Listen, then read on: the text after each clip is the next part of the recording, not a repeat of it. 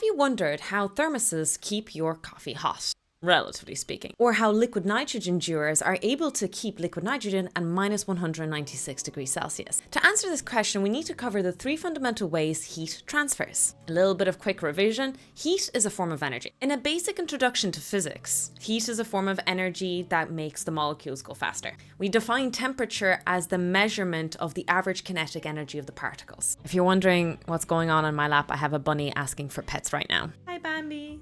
Heat transfers in three fundamental ways: conduction, convection, and radiation. Let me explain all three. You want to go? You want to come back up?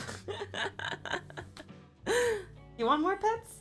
The first one we're going to cover is conduction. Conduction is basically how heat transfers from one object to the other because it's in contact with it. Say I take these markers. If I start heating up this marker that's in close contact with this marker, which is close contact with this marker, eventually through conduction, the heat will travel from the blue marker all the way to the green marker. Here is a diagram of basically a copper wire and a little flame here at the end, and I'm heating it up at 100 degrees Celsius while the other end is 20 degrees Celsius. Heat travels from hot to cold, and so over time the heat is going to transfer to the 20 degrees Celsius. The rate at which this heat transfers, i.e. energy per unit time, which is also the unit for power, is directly proportional to the cross-sectional area, i.e. if you slice a wire, it's going to look like a circle in there, pi r squared, and delta T, the temperature difference. Meaning that if you increase the temperature difference between the two, let's say this is 200 degrees Celsius while the other remains at 20, heat will transfer faster. However, heat transfer is inversely proportional to length. The longer the copper wire, the longer it takes for heat to travel. It's proportional to K, which is the conductivity constant of the particular material. In the case of copper, it's 380 joules per second per meter per Kelvin, or per Celsius, because it's delta T, not just T on its own. This means that when you subtract Kelvin from Kelvin or Celsius from Celsius, the value is going to be the exact same. Another way that heat transfers is via convection. The example I always use is a beaker of water on a hot plate. The particles at the bottom of the beaker are going to heat up and they're going to rise to the top. The cold particles at the top are going to go back to the bottom. And so you basically have a bit of a funnel going on. This is also the principle of how wind is created. When you look in a town, certain areas might heat up more than others, depending on the infrastructure, shadows, all that good stuff. And so one certain area might heat up faster than another. Heat transfers from hot to cold, and so the particles will move from the hot area to the cold area, quite literally creating wind. I don't have an equation to explain convection, and the reason is there isn't a simple equation to explain it, unfortunately. There's actually a lot of equations, and for us to truly study this field, we would have to study fluid dynamics, which we're not going to do today. And the final form of heat transfer that we study is radiation. This is basically how we obtain the energy from the sun, because as you know, via conduction and convection, you need matter for heat to transfer.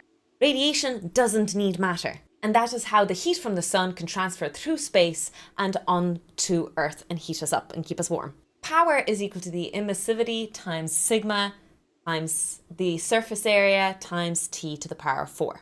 Sigma in this case is Stefan-Boltzmann constant because this is referred to as the Stefan-Boltzmann equation. The emissivity value represents by how much of a black body it is. A black body is an object that absorbs heat extremely well, super efficiently, and also emits heat extremely well. Usually when we do a lot of thermodynamic calculations revolving in outer space, we assume most objects are black bodies. It makes our calculations easy. But in reality, most things are not perfect.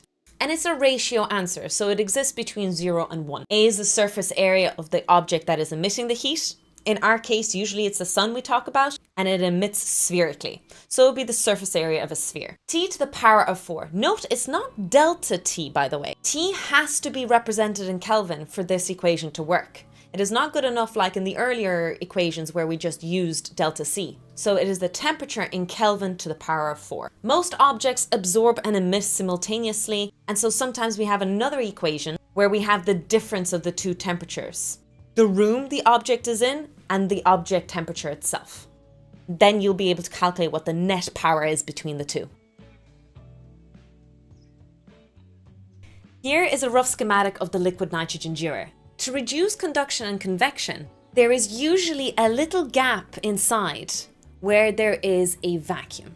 If you create a vacuum, a very thin vacuum, conduction cannot occur because there are no particles to vibrate from one to the next, and convection cannot occur where a particle gets heated up and travels through air. On the outside of that vacuum, we have a silver shiny surface. Basically, we're trying to get it far away from a black body as much as possible, and usually the polar opposite of it is a shiny silver surface. This usually reduces the absorption and the emission via radiation. While a liquid nitrogen dewar operates to keep liquid nitrogen super cold, the same idea works with a thermos that is trying to keep your coffee hot inside. It doesn't matter if it's a really cold thing inside or a really hot thing inside. It is basically trying to isolate whatever temperature it is that you have inside. I hope you found that educational.